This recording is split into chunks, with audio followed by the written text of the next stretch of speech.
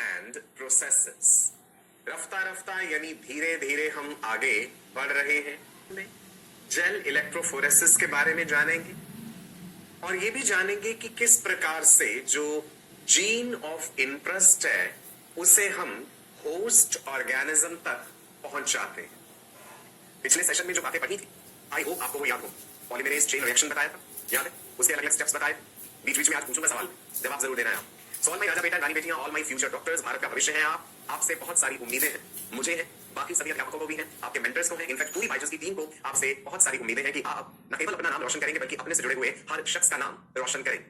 कागज कलम साथ रखिएगा, इंपॉर्टेंट नोट्स हमें साथ के साथ बनाने हैं। एक पॉजिटिव सोच, एक पॉजिटिव एनर्जी, एक ज़ील के साथ आज के सेशन का आगाज करते हैं। एंड आई एम श्योर कि आप साथ के साथ एनसीईआरटी में ये सब चीजें पढ़ रहे हैं, वो बड़ा जरूरी है भाई। एंड डेली प्रैक्टिस पेपर्स यानी डीपीटीज भी आप लोग प्रैक्टिस कर रहे हैं। चलिए जी, बढ़ते हैं आज के सेशन की तरफ और थोड़ा सा एक रिकैप ले लेते हैं कि हम पिछले सेशन में क्या पढ़ रहे थे, है ना? एक कंटिन्यूटी बन जाएगी। सो याद कीजिए बेटा, मैंने आपको बताया था एक रोड मैप जो हम डिजाइन करते हैं कि भाई क्या क्या स्टेप्स है हमारी इस जेनेटिक इंजीनियरिंग प्रोसेस में। सबसे पहला था जी बेटा जी identification of GOI. I hope you remember, GOI stands for gene of interest. Human genome project ने ये काम हमारे लिए आसान कर दिया था कि जीन ऑफ इंटरेस्ट को हम पहले से जानते हैं कि भाई कौन से क्रोमोसोम में कहां पे ये पर्टिकुलर जीन लोकेटेड है।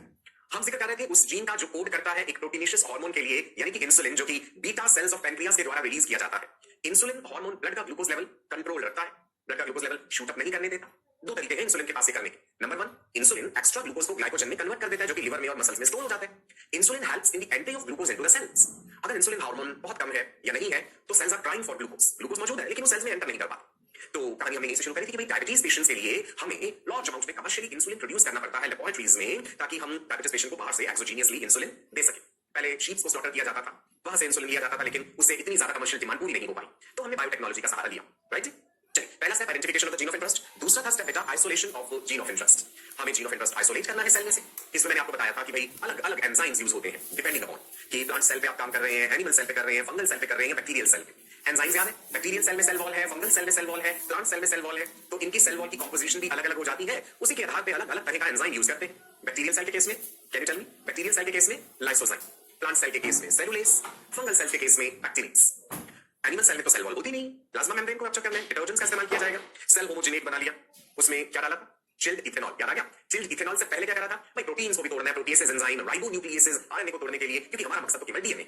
चिल्ड इथेनॉल डाला, स्पूलिंग के जरिए डीएनए को अलग कर लिया, तो हो गया भाई आइसोलेशन ऑफ द डीएनए। उसमें से जीन ऑफ इंटरेस्ट काटना है, और वहां हमने पॉलीमरेज चेन रिएक्शन भी पढ़ा था, जिसमें डीनेचुरेशन, एनीलिंग, एक्सटेंशन, ये वाले स्टेप्स पढ़े थे ना।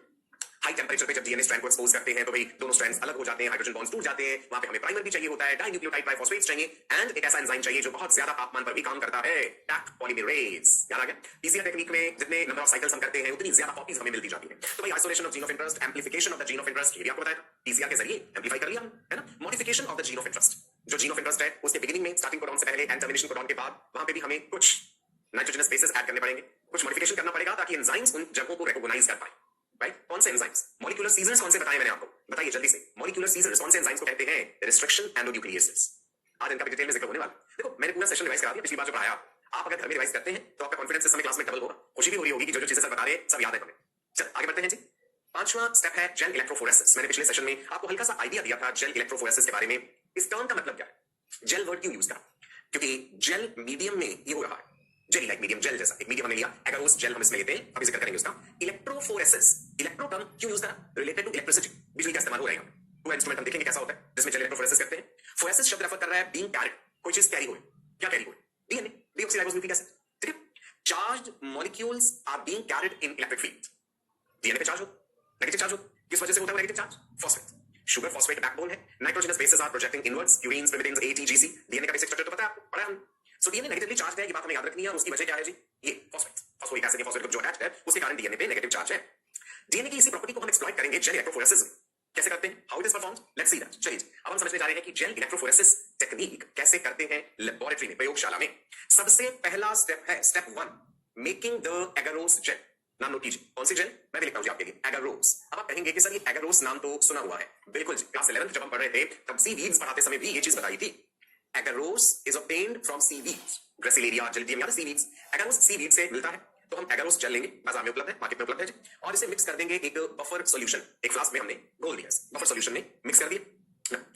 एगारोस की खास बात क्या है? हम एगारोस जेल क्यों यूज कर रहे हैं? बिकॉज इस जेल में पोर्स होते हैं, छेद होते हैं, पतले पतले छोटे छोटे पोर्स हैं, नन्हे नन्हे। उन पोर्स के थ्रू डीएनए ट्रैवल कर जाता है जब हम इलेक्ट्रोड्स लगाएंगे नेगेटिव एक तरफ पॉजिटिव एक तरफ, बिकॉज़ डीएनए के ऊपर चार्ज है, उस प्रॉपर्टी के कारण वो अपोजिट चार्ज की तरफ मूव करेगा। अब मूव करने के लिए कोई माध्यम चाहिए, कोई जगह चाहिए, वही है एगारोस जेल।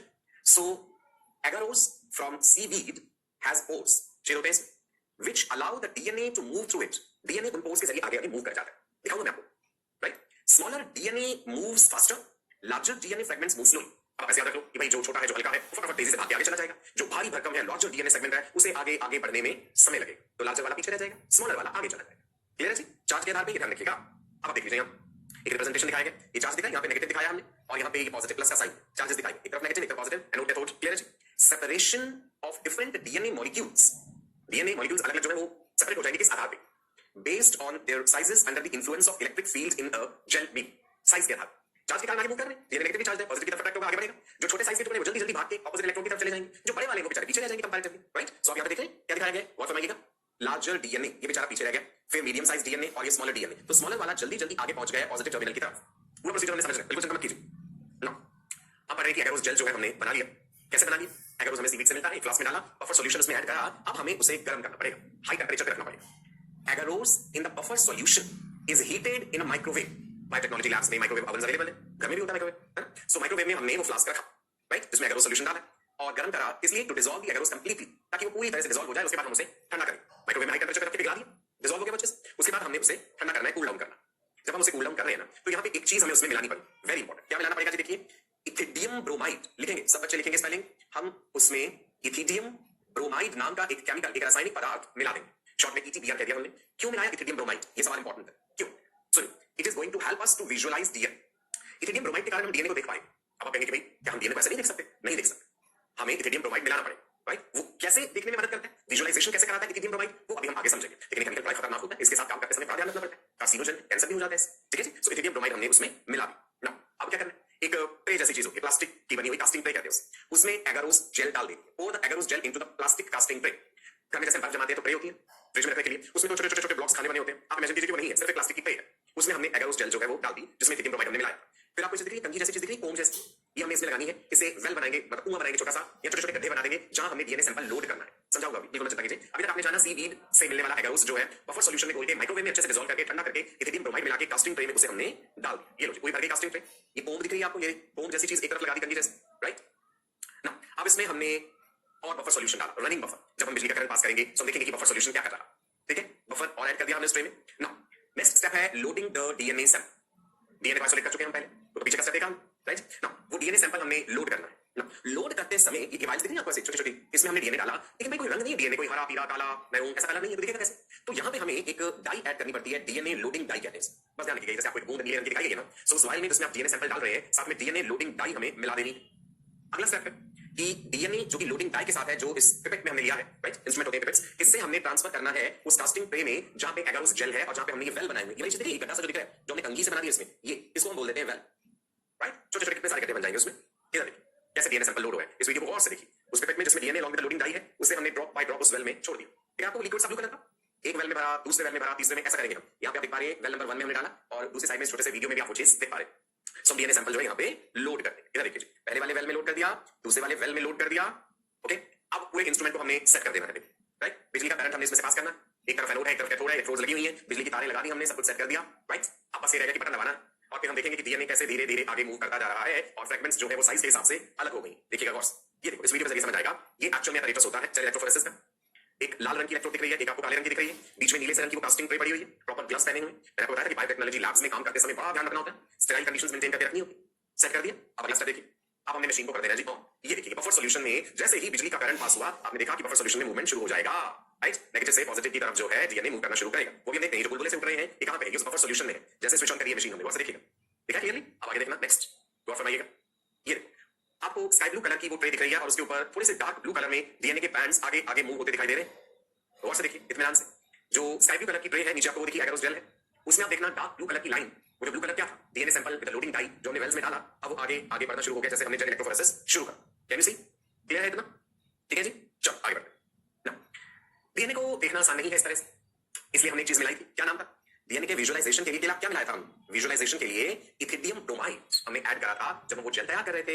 ये जो इथिडियम ब्रोमाइड है ना, it inserts itself between the bases. DNA के जो नाइट्रोजनस बेसेस हैं उसके बीच बीच में ये अपने आप को इंसर्ट कर लेता है। और हमें डीएनए को देखना होता है UV light, ultraviolet light हमें इस्तेमाल करनी पड़ती, नॉर्मल लाइट में नहीं दिखेगा कोई। So when UV light falls on ethidium bromide, it glows in a fluorescent orange colour. UV light जब हम उस कास्टिंग पे जैसे हम कर लेंगे जेल इलेक्ट्रोफोरेसिस ऑपरेटर से, जब हम उसके ऊपर डालेंगे यूवी लाइट तो हमें ऑरेंज कलर के बैंड्स नजर आएंगे इथिडियम ब्रोमाइड के कारण। अगर हमने इथिडियम ब्रोमाइड नहीं डाला होता तो हम नहीं देख सकते थे उस चीज को। क्लियर है जी? राइट, रोल समझ आ गया? नाउ कैन यू सी है इथिडियम ब्रोमाइड, ये अपने आप को इंसर्ट कर लेता है डीएनए के नाइट्रोजनस बेसिस के बीच बीच में। ये ऑरेंज कलर की एक लाइन से नजर आ रही है। बड़े इंटरेस्टिंग प्रोसीजर्स होते हैं ये। नाउ यूवी ट्रांस इल्यूमिनेटर ये हम यूज करेंगे। यूवी लाइट जैसे कि हम देख पाए उस ट्रांस इल्यूमिनेटर में, वहां पे हमें बैंड्स नजर आ जाएंगे। ये देखिए, दिखा जी? यहाँ पे अब हमें दिख रहा है हमारा जीन ऑफ इंटरेस्ट, ये वाला बैंड, ये था जी जीन ऑफ इंटरेस्ट, जिसके लिए हमें इतना सारा प्रोसीजर करना पड़ा। अब यही क्यों? वो इसलिए क्योंकि जीन ऑफ इंटरेस्ट जो है उसके बारे में हम ऑलरेडी जानते हैं। ह्यूमन जीनोम प्रोजेक्ट के अनुसार हमें पता है कि उस जीन ऑफ इंटरेस्ट का कितना साइज है, राइट, कितने बेस पेयर्स हैं, और वो जेल इलेक्ट्रोफोरेसिस में कितना डिस्टेंस ट्रैवल करके आगे बढ़ जाएगा। एक स्केल भी इस्तेमाल कर रहे हैं हम इस चीज के लिए, एक पैमाना रखते हैं हम। आप देखिए इधर की तरफ जो बॉक्स हमें बना दिख रहा है इसको हम कहते हैं डीएनए लेटर। देख रहे हैं इसके बेस पेयर्स, कितने बेस पेयर्स हो तो वो कितना डिस्टेंस ट्रैवल कर लेगा, 4000, देन 3000, उसके बाद 2250, और यहाँ पे केवल 100 बेस पेयर्स वाला जो सबसे छोटा है डीएनए वो आगे चला जाएगा। तो मतलब एक ladder DNA as a sample हमने लोड किया होता है, उसके अनुसार हमें पता चलता जाता है कि जो एक्चुअल हमें रिजल्ट मिला है वो वाला बैंड कितनी लोकेशन पे आया। राइट, कंपैरिजन के लिए तो हम समझ पाते हैं कि ये हमारा जीन ऑफ इंटरेस्ट है जिसका कि इतने बेस पेयर्स हैं और कितना डिस्टेंस ट्रैवल कर चुका है। क्लियर? चलो एक इंटरेस्टिंग बात बताता हूं, यहाँ पे सुनो। जैसे आपको ये बैंड्स दिख रहे हैं, 3 बैंड्स दिखे ना, band A, band B and then band C. अब मैंने कहा था कि जो छोटा है वो आगे चला जाएगा, जो बड़ा है वो पीछे रह जाएगा, है ना? So size of band A greater than का साइज निशान है, simple. The size of band A is more than size of band B, and उसका साइज ज्यादा है बैंड सी से। ये पीछे रह गया बेचारा, ये मीडियम है और ये छोटा है तो ये आगे बढ़ गया। ध्यान रखिए जिस बैंड्स की लोकेशन के हिसाब से हमें ये चीज क्लियर हो जाएगी। सो बेटा जी ये था जेल इलेक्ट्रोफोरेसिस। पूरा प्रोसीजर दोबारा से बता दूं। जेल मीडियम है, इलेक्ट्रिसिटी का इस्तेमाल हुआ, phoresis means carried away. DNA के ऊपर नेगेटिव चार्ज है, चार्ज के कारण वो पॉजिटिव चार्ज की तरफ आगे बढ़ता है और उसके साइज के हिसाब से डीएनए के छोटे छोटे फ्रेगमेंट्स अलग अलग लेवल का डिस्टेंस ट्रैवल कर पाते हैं जेल इलेक्ट्रोफोरेसिस। जेल इलेक्ट्रोफोरेसिस करते कैसे हैं? अगर उस जेल में बफर सॉल्यूशन मिलाया, माइक्रोवेव में रखा, उसे पूरी तरह से डिसॉल्व होने दिया, उसके बाद उसे ठंडा करा, कूल करा, हमने कास्टिंग ट्रे में जेल को डाला इथिडियम ब्रोमाइड मिला करके, ताकि यूवी लाइट में डीएनए को विजुअलाइज कर सके। कंघी के साथ हमने कोम के साथ छोटे छोटे वेल बना दिए जिसमें DNA along with the loading dye जो डीएनए को कलर दे दे उन वेल्स में डाल दिया। मशीन को ऑन करा, डीएनए के टुकड़े आगे आगे मूव करने लगे। एक पर्टिकुलर टाइम पे आके हमने स्विच ऑफ कर दिया apparatus को, कास्टिंग ट्रे में से निकाला, जेल निकाला, ट्रांस इल्यूमिनेटर में, यूवी ट्रांस इल्यूमिनेटर में हमने उसे देखा कि कितना डिस्टेंस कौन सा बैंड ट्रैवल कर गया। अब इन टुकड़ों को काटना पड़ेगा। ये जेल जो है इसमें छोटे छोटे टुकड़े जो है इन्हें अलग करना पड़ेगा आपको। अब वो अलग कैसे करना है? जो जीन ऑफ इंटरेस्ट है उसको एक्सरसाइज कैसे करना है, इल्यूशन क्या है, अगला step, step number 6। Gel electrophoresis clear है? स्टेप नंबर 6 सुन, excision and elution of the GOI, मतलब जीन ऑफ इंटरेस्ट को एक्सरसाइज करना, उसमें से काट लेना, अलग करना। कैसे करेंगे? देखो जो ऑरेंज कलर के बैंड्स का मैं जिक्र कर रहा था कि हमें उस कास्टिंग ट्रे में नजर आएंगे अगर उस जेल में, अब हमें वो टुकड़े जो है वो काट के जेल के अलग करने। You have to cut the GOI, gene of interest, from the gel. Right, ये देखिए ये हमने काट लिया और सैंपल वाइल में हमने डाल लिया उसे। अब जेल है तो पिघलानी पड़ेगी जेल, जीन ऑफ इंटरेस्ट उसके अंदर फंसा हुआ बेचारा, तो हमें उसे अलग करना है, इल्यूशन करना है उस चीज का। Right, so elute the GOI, evolution कैसे करना? हमने जो कट पीस लिया है जेल का जिसमें जीन ऑफ इंटरेस्ट है उसको हाई टेंपरेचर पे एक्सपोज करा, उसमें एक और भी मिलाया जाएगा, हाई टेंपरेचर पे एक्सपोज करा, जेल पिघल गई, दिख गया ना heat block. Okay, next step में देखिए, here is your gene of interest, gel पिघल गया, अल्कोहल मिला दिया हमने, उसमें से जीन ऑफ इंटरेस्ट फिर वो सेपरेट हो। राइट, क्लियर है जी? See this is the gene of interest. और वो किस लिए था? याद कीजिए इंसुलिन, यही से बतानी शुरू हुई थी कि इंसुलिन बनाने वाला जीन हमने बीटा सेल्स ऑफ पैंक्रियाज जो है उसका जो न्यूक्लियस है वहां से हमने वो जीन निकालना है, तो निकाल लिया भाई, हम कामयाब हो गए जीन निकालने में। अभी तक कितना काम हुआ है? आपको इस जीन को एक होस्ट ऑर्गेनिज्म में पहुंचाना है। अगर आप चाहते हैं कि इकोलाई बैक्टीरिया के काम आपके लिए करे तो ठीक है, इकोलाई की बॉडी में पहुंचाइए, वो भी इतना आसान काम नहीं। ऐसे तो है नहीं कि ऐसे फोर्सेप्स से हाथ से पकड़ के रख देंगे बैक्टीरिया के अंदर, no. So the next step will be कि किस तरह से इस जीन को हम इंसर्ट करें एक वेक्टर में। वेक्टर की नया शब्द आ गया, पहले भी सुना है आपने, आज हम डिटेल में समझेंगे कि वेक्टर क्या है, ये व्हीकल क्या है जो ट्रांसफर करेगा इस जीन को। So insertion of gene of interest into the vector. Right, ये दिख रहा है जैसे हाथ से पकड़ा हुआ जीन ऑफ इंटरेस्ट और उसे वेक्टर के साथ हम जोड़ेंगे। पहले समझते हैं बेटा जी what is this vector DNA. ये वेक्टर डीएनए आखिरकार क्या? डीएनए का एक सीक्वेंस, छोटा सीक्वेंस डीएनए का, into which a gene of interest can be inserted. देखो वो आपका जीन ऑफ इंटरेस्ट मान लीजिए ये है आपके पास, इसको आप सपोज इस सेल तक पहुंचाना चाहते हो तो ये कहेगा कि भाई किसी व्हीकल में मुझे बिठाओ, मुझे जोड़ो, एक गाड़ी में बिठा दो और मुझे वहां तक पहुंचा दो। एक माध्यम दो वहां तक पहुंचने का, वो माध्यम, वो जरिया ही वेक्टर कहलाता है। सो वेक्टर की परिभाषा हम समझते हैं, a DNA sequence into which a gene of interest यानी GOI can be inserted, that is called vector. A DNA sequence into which gene of interest can be inserted, उसे कह दिया वेक्टर या vector DNA. It acts as a carrier, एक carrier का काम कर रहा है, that carries the gene into the host cell where it is going to multiply। अच्छा आपने ये सुना होगा ना, एनोफिलीज मॉस्किटो वेक्टर है जो मलेरिया का प्लाज्मोडियम पैरासाइट को फैलाता है। तो मॉस्किटो वेक्टर की तरह काम करता है जो प्लाज्मोडियम की इन्फेक्टेड स्टेज को दूसरों तक फैला देता है। स्पोरोजोइट होती है इन्फेक्टेड स्टेज प्लाज्मोडियम की, पढ़ेंगे हम। तो वेक्टर शब्द का अर्थ समझाने के लिए मैंने एग्जांपल लिया। Now let's see that what is the role of vector DNA, very important। Vector DNA का रोल क्या है? दो काम करेगा जी। ये जो वेक्टर है, क्लोनिंग वेक्टर कह दीजिए आप इसे, it is going to perform two functions. कौन से हैं वो दो functions? It carries the gene of interest, पहला तो ये हो गया वेक्टर की तरह काम कर रहा है, दूसरा क्लोनिंग में भी काम कर, यानी it is going to produce the copies. मान लो ये छोटा सा टुकड़ा था हमारा जीन ऑफ इंटरेस्ट और ये है हमारे पास वेक्टर, है ना, यहां पे हमने इसे जोड़ दिया तो कैरी तो ये कर रहा है और होस्ट ऑर्गेनिज्म में हमने इसे डाल दिया। ओके, अब जिस होस्ट ऑर्गेनिज्म में गया वहां पे जाकर के ये अपनी कॉपीज प्रोड्यूस कराएगा, मल्टीपल कॉपीज बनेगी। वो जरूरी है जैसे होस्ट ऑर्गेनिज्म प्रोड्यूस करे तो ये वेक्टर के साथ रेप्लिकेट करके अपनी ढेर सारी कॉपीज बना ले। ठीक है जी, सो क्लोनिंग वेक्टर नाम दिया था। क्लोनिंग वेक्टर के भी कई प्रकार होते हैं। So now we are going to discuss another very important sub topic, that is types of cloning vector. लिख लीजिए heading, types of cloning vector. Number 1 पहला है जी प्लाज्मिड्स। कुछ याद है? बैक्टीरिया पढ़ते समय, बैक्टीरियल क्रोमोसोम पढ़ते समय प्लाज्मिड्स का जिक्र किया था हमने क्लास 11th में भी, है ना। नंबर 2 फाजेस, बात समझते हैं आप? बैक्टीरियोफाज भी कहते हैं, viruses which attack bacteria. So cloning vector के प्रकार में number 1 plasmids, number 2 phages, number 3 BAC। इस टर्म से आप फेमिलियर हैं, कुछ सेशंस पहले आपको बताया था, बैक्टीरियल आर्टिफिशियल क्रोमोसोम BAC। ऐसा ही एक और बताया था YAC, यीस्ट आर्टिफिशियल क्रोमोसोम। सो 4 प्रकार मैंने बताया क्लोनिंग वेक्टर्स के, आप नाम लिख लीजिए। Number 1 is plasmids, number 2 is phages, number 3 BAC and number 4 is YAC। चलो सबसे पहले हम जानते हैं कि प्लाज्मिड क्या है। लेट्स अंडरस्टैंड प्लाज्मिड्स क्या होते हैं। अब इस डायग्राम को जरा गौर से देखिएगा। ये है बैक्टीरिया का डीएनए, ये बैक्टीरियल डीएनए और ये रहा प्लाज्मिड। मेन डीएनए के अलावा और भी डीएनए, इसको एक्स्ट्रा क्रोमोसोमल डीएनए भी कहते हैं। ये मेन बैक्टीरियल क्रोमोसोम का हिस्सा नहीं है। It is an extra DNA present in a cell and it is other than the main genetic material. Main genetic material के अलावा डीएनए विद सर्कुलर शेप है और बैक्टीरिया में है और कुछ यीस्ट में भी पाया जाता है प्लाज्मिड। आगे हम पढ़ेंगे ट्यूमर इंड्यूसिंग प्लाज्मिड के बारे में जिक्र करेंगे, राइट। क्लियर है जितना प्लाज्मिड्स। नेक्स्ट बढ़े आगे, फाजेस। फाजेस के बाद bacterial artificial chromosome and then yeast artificial chromosome. Phage क्या होते हैं भाई? फाज जिसे हम बैक्टीरियोफाज के नाम से भी जानते हैं, वायरसेस दैट इन्फेक्ट बैक्टीरिया, इनमें लीनियर डीएनए, राइट। बैक्टीरियोफाज वो वायरसेस हैं जो बैक्टीरिया पे हमला करते हैं। तो यानी अगर कोई वायरस बैक्टीरिया पे अटैक कर रहा है और वो वायरस अपना डीएनए डाल रहा है बैक्टीरियल सेल में, तो क्यों ना हम इस प्रॉपर्टी को एक्सप्लॉइट कर ले कि उस बैक्टीरियोफाज के अंदर अगर हमने मिला दिया है अपना मनचाहा जीन ऑफ इंटरेस्ट, तो वो बैक्टीरियोफाज जब अटैक करेगा बैक्टीरिया पे तो अपने डीएनए के साथ साथ वो उस जीन ऑफ इंटरेस्ट को भी उस बैक्टीरिया तक पहुंचा देगा। तो प्लाज्मिड क्लियर हुआ, बैक्टीरियोफाज क्लियर हुआ आपको। नेक्स्ट आपको बताने जा रहा हूं जी बैक्टीरियल आर्टिफिशियल क्रोमोसोम एंड दूसरा क्या है जी? Yeast artificial chromosome. So let's understand these two, BAC YAC short में ऐसे कहते हैं BAC YAC। टेबुलर फॉर्म में आप भी डिफरेंसेस नोट कर लीजिए, ऐसे से टेबुलर फॉर्म बना लो और उसमें डिफरेंसेस जो है हम नोट करते हैं। BAC stands for bacterial artificial chromosome, BAC stands for bacterial artificial chromosome and YAC yeast artificial chromosome. BAC is derived from bacterial DNA, YAC is derived from yeast DNA। दोनों ही genetically engineer किए जाते हैं, design किए जाते हैं and these were used in HGP। What is HGP? Human genome project में इनका इस्तेमाल किया गया, तो हम इन्हें यूज करते हैं, राइट। इसलिए क्लोनिंग वेक्टर के रूप में 4 तरह के क्लोनिंग वेक्टर्स बताने थे आपको, प्लाज्मिड्स, फाजेस यानी बैक्टीरियोफाजेस, BAC एंड YAC, याद रखना है। नाउ एक इंपॉर्टेंट बात, can any random DNA sequence be used as cloning vector? कोई भी रैंडम डीएनए मॉलिक्यूल लेके क्लोनिंग वेक्टर बना सकते हैं? नहीं, उस क्लोनिंग वेक्टर की भी कुछ खास विशेषताएं होनी चाहिए। Characteristics of an ideal vector, जैसे आप वेक्टर व्हीकल बनाने जा रहे हैं, अपना जीन ऑफ इंटरेस्ट उसमें ऐड करके होस्ट में डालने जा रहे हैं, उस वेक्टर डीएनए के कुछ विशेष फीचर्स होनी चाहिए, कुछ खासियत होनी चाहिए। क्या है वो खासियत? नंबर 1 पहला point, it should have the ability to self replicate. ये तो बहुत ही जरूरी, वो स्वयं रेप्लिकेशन कर पाए, तभी वो आपके जीन ऑफ इंटरेस्ट की और कॉपीज बना पाएगा। Number 2, it should have repressor of primer, ROP। इसका फंक्शन अभी आगे समझेंगे, फिलहाल ये पॉइंट नोट कर लीजिए। पहला पॉइंट था it should be able to replicate itself, second it should have repressor of primer and third point is it should have selectable markers.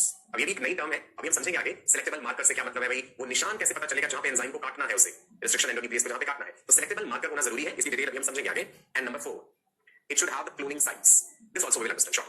4 main features या कैरेक्टरिस्टिक्स बताए हैं, साथ के साथ नोट करने हैं। Number 1 self replication, it should be able to self replicate, किसी भी रैंडम डीएनए मॉलिक्यूल को यूज नहीं कर सकते। Second, it should have repressor of primer, ROP। Third, it should have selectable markers and fourth, it should have cloning sites. आप ये तस्वीर देखिए जरा अपने सामने, PBR322। अब देखिए इतना लंबा चौड़ा नाम और ये क्या चीज है जो दिख रही है? E coli cloning vector PBR322। ये एक क्लोनिंग वेक्टर का नाम है। अब इसको हमने मेडल दे दिया नंबर 1, एकदम बढ़िया। क्या है? What is this PBR stands for? सुनो, P alphabet stands for plasmid. जब हमने PBR में P अल्फाबेट यूज किया, small p, that is referring to plasmid. B, the second alphabet B refers to the name of the scientist Francisco Bolivar। Bolivar का हमने P ले लिया। ऐसे ही R, Raymond Rodriguez। So PBR बन गया 322 उसका number है, राइट। न्यूमरल दे दिया, उसने संख्या दे दी हमने PBR 322। ये एक क्लोनिंग वेक्टर है, विशेषताएं हैं इसकी बहुत सारी, राइट। नाउ हम कह रहे थे कि क्लोनिंग वेक्टर के कुछ खास कैरेक्टर्स होने चाहिए। क्या खास कैरेक्टर्स होने चाहिए? It should have the ability to self replicate, वो स्वयं को रेप्लिकेट कर पाए। आपको याद होगा हमने रेप्लिकेशन पढ़ते समय ORI भी कहा था, ये शॉर्ट में है ना, ओरिजिन ऑफ रेप्लिकेशन। वो एक ऐसा सीक्वेंस है जो इनिशिएट करता है डीएनए का रेप्लिकेशन। ORI याद आ गया? ओरिजिन ऑफ रेप्लिकेशन, ऐसा सीक्वेंस डीएनए पे जहां से इनिशिएट होगी replication. So ideal vector should have ORI site, जरूरी है तभी रेप्लिकेट कर पाए, ORI होना चाहिए। This property allows the vector to multiply with in the host, इसी प्रॉपर्टी के कारण वो होस्ट में मल्टीप्लाई कर पाए। ठीक है, पहला फीचर क्लियर हुआ, ORI ओरिजिन ऑफ रेप्लिकेशन होना चाहिए। दूसरा हम जिक्र कर रहे थे repressor of primer, ROP। ROP gene जो होता है that codes for proteins called ROP proteins. Please remember ROP gene codes for certain proteins which are called ROP proteins, और ये प्रोटीन्स क्या करते हैं, these are involved in replication of the vector. Vector के पास ओआरआई है, vector के पास ROP है, राइट। यहां पे देखिए इसी चित्र में, इसी डायग्राम में दिखाता हूं, ये ओआरआई लेवल है ना, ये जिस ओआरआई इतना हिस्सा नीले से जो दिखाया, उसके बाद देखिए ये आरओपी लिखा है ग्रीन कलर से, रिप्रेसर ऑफ प्राइमर, तो आरओपी भी होना चाहिए। तो ये पूरा आपको दिख रहा है, ये सर्कुलर स्ट्रक्चर, इसमें अलग जगह पे अलग नाम दिख रहे हैं आपको। ये पीबीआर 322 है, आप कहीं पे लिखा है इको R1, यहां पे लिखा है हिंद D3, बैम H1, तो ये सब क्या मतलब है, इस हर शब्द का मतलब है। ये जो पीबीआर 322 वेक्टर है, यही इसके विशेष फीचर्स है, ये स्पेशल तरीके से डिजाइन किया गया है। एक प्रॉपर्टी और बताई थी कि वहां पे स्पेशलाइज्ड सिलेक्टेबल मार्कर्स होने चाहिए उस आइडियल वेक्टर के पास। अब ये सिलेक्टेबल मार्कर से क्या मतलब है, ये वो जीन्स हैं that will help in identifying if our DNA, recombinant DNA, is successfully inserted into the host or not. आपने recombinant DNA बनाया, वेक्टर के साथ DNA जोड़ दिया और आपने होस्ट सेल्स में इंट्रोड्यूस करने की कोशिश करी। भाई हमें ये पता कैसे चलेगा कि वो होस्ट सेल्स में सक्सेसफुली इंट्रोड्यूस हो गया या नहीं हो गया, कोई निशानी होनी चाहिए इस बात की, कोई मार्किंग होनी चाहिए। सो हमने ऐसे वेक्टर्स डिजाइन करा या ऐसा आइडियल वेक्टर डिजाइन करा जिसके पास सिलेक्टेबल मार्कर हो, ताकि जब वो होस्ट सेल में जाए तो अपनी पहचान दिखाए कि हाँ मैं यहाँ पे पहुंच गया हूँ। Two types of selectable markers आते हैं, दो तरह के सिलेक्टेबल मार्कर्स। एक तो है जी एंटीबायोटिक रेजिस्टेंस जीन डाल दो, एंटीबायोटिक रेजिस्टेंस जीन होगा और वो जीन अगर अपने आप को एक्सप्रेस कर रहा है तो वो होस्ट ऑर्गेनिज्म एंटीबायोटिक्स के लिए रेजिस्टेंट होगा। वेरी गुड, तो हमें कंफर्म हो जाएगा कि रिकॉम्बिनेंट डीएनए इंट्रोड्यूस हो चुका है host organism. Second, lac Z gene, आपको याद है lac Z, lac Y, lac A, beta galactosidase, permease, transacetylase, lac operon, पता है। सो लैक जेड जीन भी सिलेक्टेबल मार्कर के रूप में इस्तेमाल होता है। अगर हम पीबीआर 322 एंटीबायोटिक रेजिस्टेंस जीन की बात करें तो ये एक सिलेक्टेबल मार्कर है। ऐसे ही ampicillin resistance, tetracycline resistance genes, they are two antibiotic resistant genes, ये एंटीबायोटिक्स है। एम्पिसिलिन एंटीबायोटिक का नाम आपने सुना होगा, टेट्रासाइक्लिन का सुना होगा, है ना, ये एंटीबायोटिक्स है। और एम्पिसिलिन रेजिस्टेंस एंड टेट्रासाइक्लिन के लिए रेजिस्टेंट वाला जीन जो है, ये दो सिलेक्टेबल मार्कर्स। क्या है जी, याद रहेगा ये ना। एक और प्रॉपर्टी बताई थी आइडियल वेक्टर की, that it should have cloning sites. Cloning sites मतलब क्या है, वो वाली जगह, the site eight which gene of interest is inserted, वो जगह वेक्टर में जहां पे जीन ऑफ इंटरेस्ट जाके इंसर्ट होगा, जुड़ेगा। It will have restriction enzyme site, restriction endonuclease enzyme, कहां पे आके इसे काटे, कहां पे एक्ट करें, है ना, रिकॉग्नाइज कहां पे करें, ये भी जरूरी है ना। सो क्लोनिंग साइट्स की जब हम बात करते हैं, number 1 the sites at which gene of interest is inserted and it will have restriction enzyme site, जिसे रिकॉग्निशन साइट भी कहते हैं, वेयर REN पर, REN stands for restriction endonuclease. Then using ligases enzymes, ligase enzymes का मतलब होता है जोड़ना, the gene of interest is ligated at the site where REN touches, restriction endonuclease ने काटा, जगह दी, ligase एंजाइम ने जोड़ा। पढ़ेंगे ये प्रोसीजर, अभी तो हम सिर्फ आइडियल वेक्टर के फीचर्स की बात कर रहे हैं। सेल्फ रेप्लिकेट करे, ओआरआई रीजन की बात करी, रिप्रेसर की बात करी हमने, रिप्रेसर प्रोटीन की, ये सब फीचर्स बता रहा हूं मैं आपको। सिलेक्टेबल मार्कर्स होने चाहिए, क्लोनिंग साइट होनी चाहिए। आप कैसे देख लीजिए, PBR 322, P stands for plasmid, B Bolivar, R रॉटरेज, 322 उसका नंबर है। यहाँ पे ओआरआई रीजन दिख रहा है, आरओपी दिख रहा है, then you can see this Bam H1, Hind D3, ये सब पढ़ेंगे एंजाइम्स के नाम पे, शॉर्ट फॉर्म्स दी होती हैं ये, कैसे की शॉर्ट फॉर्म बनाते हैं वो भी समझेंगे। एक और बात बताऊं यहाँ पे, interesting soon, TI plasmid stands for tumour inducing plasmid. मैंने जिक्र किया प्लाज्मिड, मेन क्रोमोसोम से हटके, मेन जेनेटिक मटेरियल से हटके भी कुछ बैक्टीरिया में डीएनए होता है, that is what is called as the plasmid DNA, या प्लाज्मिड बोल देते हैं। TI प्लाज्मिड क्या है, एक बैक्टीरिया है जी, एग्रोबैक्टीरियम ट्यूमिफेसियंस, नाम लिखिए, स्पेलिंग याद मत करना, Agrobacterium tumefaciens, tumour uncontrolled division of the cells, cancer, सुना ना आपने ट्यूमर वर्ड। नो, ये बैक्टीरिया प्लांट्स को, डाइकोट्स को इफेक्ट करता है और ट्यूमर्स बना देता है। कैसे, देखिए ये TI प्लाज्मिड होता है, इसमें मैं अंडरलाइन कर देता हूं आपके लिए, TI प्लाज्मिड मतलब tumour inducing plasmid. No, plant cell को जब बैक्टीरिया अफेक्ट करता है तो ये प्लाज्मिड भी चला जाता है प्लांट सेल में, pDNA बन जाता है and you can see this crown ball, ये ट्यूमर्स जो है ग्रोथ होनी शुरू हो जाती है। इसका इस्तेमाल किया जाता है प्लांट्स में, इस्तेमाल किया जाता है प्लांट्स में, प्लाज्मिड को इसे इस्तेमाल किया जाता है बायोटेक्नोलॉजिकल प्रोसीजर्स। आज के लिए इतना, आई होप बहुत सारी नई चीजें आपको पता चली है, आई एम श्योर बहुत सारी चीजें समझ आ गई हैं, नोट्स भी आपने बनाए, साथ के साथ रिवाइज करना आप पे है। और हमेशा कहता हूं पहला रिवीजन विद इन 24 आवर्स जरूर कर लीजिए, ताकि चीजों के रिटेन रहने के चांसेस बढ़ जाए। कंप्लीट रोड मैप जो है, स्टेप बाय स्टेप कैसे हम पहुंच रहे हैं। आज हमने जेल इलेक्ट्रोफोरेसिस पढ़ा, फिर हमने ये पढ़ा insertion of the gene of interest into the host, cloning vector कौन सा यूज करना है, वेक्टर की विशेषताएं क्या होनी चाहिए, ये सब बातें आज हमने जानी है। प्लीज रिवाइज जरूर कीजिएगा। ऐसे और